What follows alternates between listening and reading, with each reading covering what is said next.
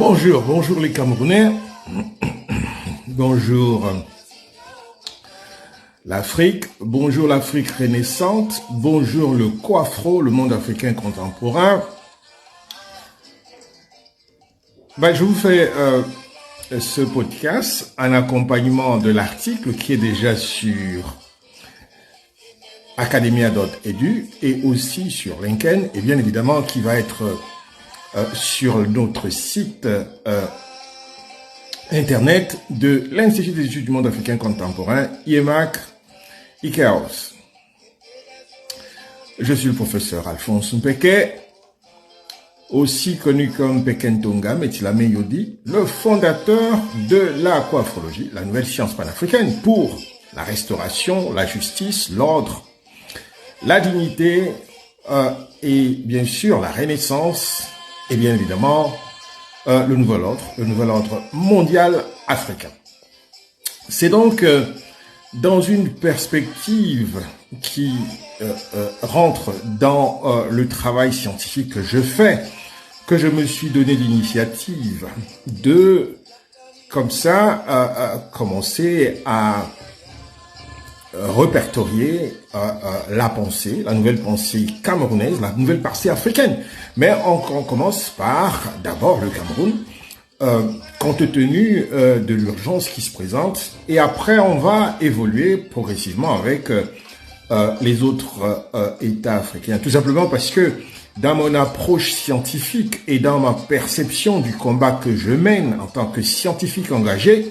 pour la décolonisation des pays africains, il faut avoir une approche individuelle, une approche en tant que combattant, en tant que militant, parce que je crois que les Africains, nous avons perdu vraiment le sens même de ce que nous sommes en train d'être. Et ça transparaît justement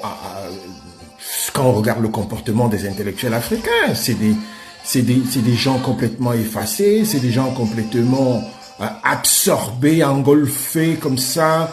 dans les systèmes ou alors dans les communautés, dans les cultures des autres, au point où ils ne savent plus ils doivent être des combattants dans les universités, des combattants dans les milieux professionnels là où ils se trouvent, justement parce qu'ils n'ont pas d'armes, ils n'ont pas d'outils pour pouvoir se battre. Aujourd'hui, conscient de ce fait-là, j'ai mis sur pied une science qui est une science, disons, pragmatique, d'abord qui permet à chacun de retrouver sa place et par après, les connaissances qu'il aura pu découvrir, s'acquérir, avoir une certaine force, une certaine puissance. Parce qu'on ne peut pas avoir une puissance si on ne connaît pas. Moi aujourd'hui, je me présente comme une autorité et je dis ce que je dis. Je représente une institution et j'impose ce que je pense doit être le changement que l'Afrique doit connaître aujourd'hui. Donc de ce point de vue, j'ai conçu une ligne qui est une ligne que tout le monde doit avoir. N'appelez pas ça une ligne éditoriale ou j'en passe et d'autres. Mettez-vous tout simplement dans une posture des gens qui sont en guerre, qui sont en combat, et commencez à activer les stratégies qui vous viennent dans l'esprit, dans votre tête, dans votre mémoire génétique, dans votre mémoire ancestrale, pour vous défendre, pour défendre les intérêts de notre continent, les intérêts de notre monde africain contemporain. Je suis Alphonse Mpeke. Et je crois que un monde différent est possible, une humanité différente est possible. Voilà pourquoi je fais ce travail. Je répertorie d'abord par la pensée tout ce qu'il y a d'esprit qui correspond à ce que je crois être des agents de la nouvelle pensée, qui n'est pas seulement une pensée camerounaise, qui n'est pas seulement une pensée africaine, c'est une pensée globale. Nous ne sommes pas les seuls qui pensons qu'il faut que l'humanité change et que dans cette humanité qui change, nous essayons de déconstruire, de détruire tous les systèmes colonialistes. Et parce qu'il y a justement dans ce travail qui s'appelle l'épistémologie des individus qui justement ont un esprit disons d'analyse, pas seulement analyse plate comme moi j'en vois beaucoup sur les réseaux sociaux et partout ailleurs. Il y a des gens qui ont une analyse critique qui retourne à l'ontologie africaine parce que c'est de ça qu'il est question. Et parmi ces gens, j'ai décidé de faire un zoom, ça veut dire un portrait de chacun d'eux, parce que justement, à travers la coiffologie, il faut commencer à renforcer, il faut commencer à répertorier justement ces éléments qui vont constituer, disons, l'engrais, c'est-à-dire l'essence même de cette science. On ne construit pas, on ne solidifie pas une science sans des personnes qui véhiculent et justement à travers lesquelles on peut suivre l'évolution pour donner encore un peu plus de force à la pensée africaine. Donc, c'est le travail que nous faisons, c'est un travail intellectuel et aujourd'hui, nous avons justement dans cette perspective de qui est d'abord le Cameroun. Là, on est aujourd'hui au niveau du Cameroun parce que je vous présente Macias Eric Owona Nkini, qui est un politologue camerounais, mais aussi d'abord un penseur épistémologue, qui est dans la perspective justement de ramener les choses dans l'ordre naturel, l'ordre qu'il faut justement. Et sur ce fait-là, sur ce point-là, on l'a suivi et on l'a beaucoup écouté, on l'a beaucoup lu et il apparaît comme un élément essentiel dans ce que l'Afrique est en train de voir apparaître aujourd'hui, c'est-à-dire ces hommes paradigmatiques, ces hommes qui ont la capacité de lire les nouveaux paradigmes qui sont là, qui sont en place, qui vont avoir un impact dans ce que vont être les politiques de chaque État, pas seulement en Afrique, mais sur toute la planète. Donc, sauf si l'État camerounais a décidé comme ça de continuer à se faire l'économie du changement, nous aujourd'hui, nous vous présentons Macias Eric Owona Nkini comme une personne qui aujourd'hui devant le Cameroun, qui se trouve pratiquement à genoux, dans un aspect purement éthique, dans un aspect purement philosophique, dans un aspect purement politique, parce que le Cameroun est enfoncé, complètement noyé dans un épistémicide qui ne dit plus son nom. Un épistémicide pathologique dans lequel nous espérons justement que le prochain remaniement présidentiel du président de la République, Paul Biya, va avoir en son sein pas seulement des gens, qu'il dit des hommes, des femmes, des jeunes, mais des hommes et des femmes, des jeunes qui ont cette capacité épistémologique, c'est-à-dire de déconstruire les concepts, de déconstruire les paradigmes existants pour pouvoir justement laisser s'établir, s'installer les nouveaux paradigmes qui facilitent le changement dans lequel nous sommes lancés, qui correspond avec l'ère dans laquelle nous sommes entrés, l'ère des nouveaux paradigmes, l'ère que j'ai appelée dans mon travail scientifique, dans la coiffologie, l'ère justement, l'ère de la Renaissance africaine. Pas l'ère du Verseau, parce que pour moi, l'ère du Verseau, c'est une grosse fraude, c'est une grosse imposture, et cette imposture-là, ça a été bien amailloté par l'universalisme qui a été d'abord la France, c'est la France qui est derrière tout ça, et on a pu comprendre par après, ça ne se cache plus aujourd'hui, on peut voir la grosse marque de fabrique de la France, qui est cette sorte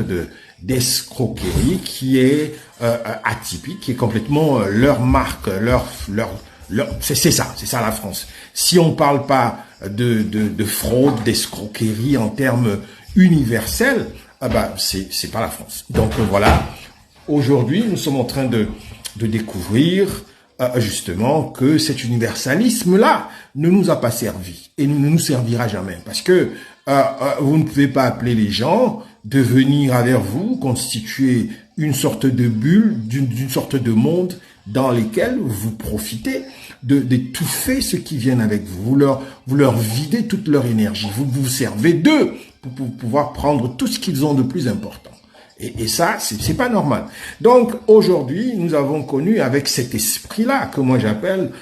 cet esprit qui est un esprit purement occidental, c'est-à-dire ces aspects déviants que j'ai appelé la spirito-psychopathologie, qui a généré justement la colonisation, l'esclavage, tout ce que vous pouvez imaginer que notre humanité compte aujourd'hui de façon factuels dans notre histoire comme des événements qui sont des événements déplorables. La colonisation reste celui sur lequel nous travaillons en ce moment, et dans ce travail de décolonisation qui est une plaie pour notre humanité et un désordre pour pour tout le cosmos, il faut des gens qui justement commencent à penser ou alors montre des signes de pensée, parce que ce n'est que par la pensée qu'on peut commencer par lutter par ces systèmes qui ont été créés justement par des pensées, et puis des pensées qui ont été érigées en sciences, et des sciences qui sont devenues des systèmes qui existent, qui sont là, qui ont été placés dans nos États par la colonisation, et aujourd'hui nous avons des systèmes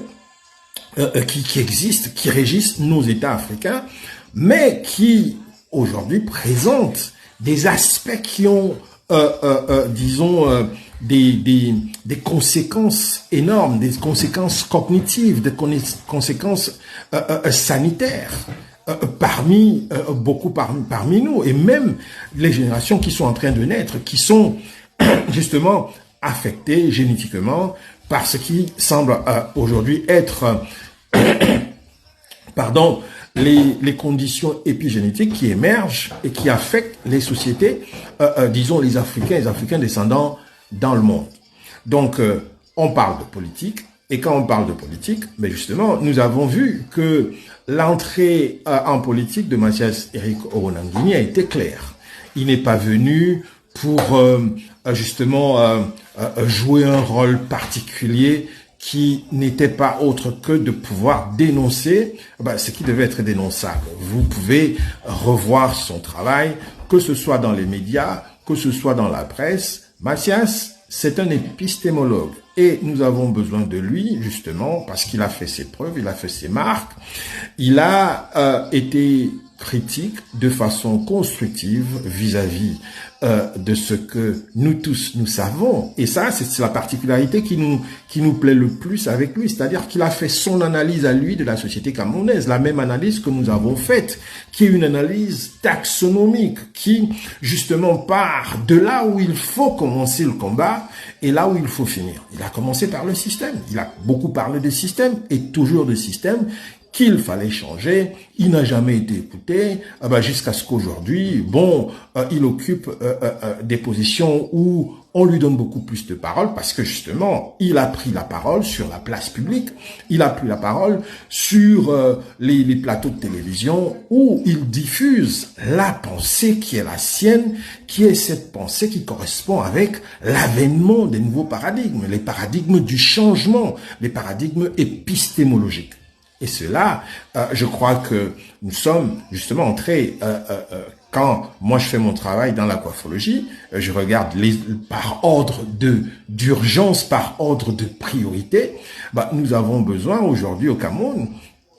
d'un nouveau gouvernement qui est en train d'être préparé par le président de la République. Ce que je voudrais dire ici, c'est que ce nouveau gouvernement ne devrait pas se faire sans des hommes et des femmes comme Mathias Oronangini, qui représente la renaissance camerounaise et par le fait même la renaissance africaine. Donc, il n'est pas le seul, c'est vrai, mais nous avons pu répertorier comme ça une petite poignée d'hommes et de femmes qui ont ce discours-là, celui de la rupture, parce que nous avons besoin de rupture partout en Afrique pour pouvoir trouver une certaine authentique souveraineté. Et des hommes et des femmes existent, qui ne font pas semblant, qui ne trichent pas, qui ne se font pas corrompre, qui ne tournent pas un matin ils disent ci, un matin ils disent ça. Mathias a choisi de retourner au RDPC de façon, nous on fait une lecture de façon stratégique. Parce que même moi, si on me demandait aujourd'hui ce que je ferais, je choisirais le parti dans lequel justement se décide et dans lequel justement on retrouve les capacités de pouvoir changer la société camerounaise. C'est le RDPC. Si on me disait aujourd'hui, parmi les partis politiques qu'il fallait rejoindre, stratégiquement parlant, en tant que, disons, pédagogue et en même temps que stratège politique, c'est ce que je fais. Donc voilà, nous proposons justement aujourd'hui aux autorités du Cameroun cette personnalité qui devient une personnalité emblématique sur laquelle nous devons compter pour justement le Cameroun qui est en train de se refaire, le Cameroun qui est en train de renaître. Il y a eu des étapes, beaucoup d'étapes ont été ratées par le président de la République, par les personnes autour du président de la République pour présenter une renaissance camerounaise qui allait nous mettre comme ça dans une perspective de renaissance globale compte tenu du rang patriarcal, du rang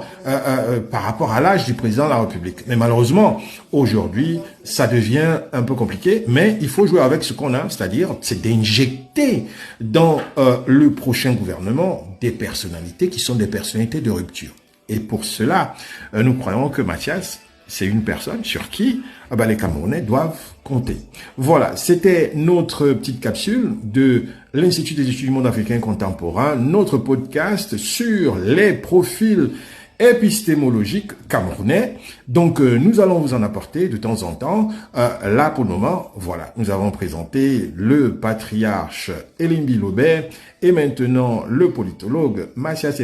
Oronankini. À qui le tour? Allez, à la prochaine. Merci. Au revoir.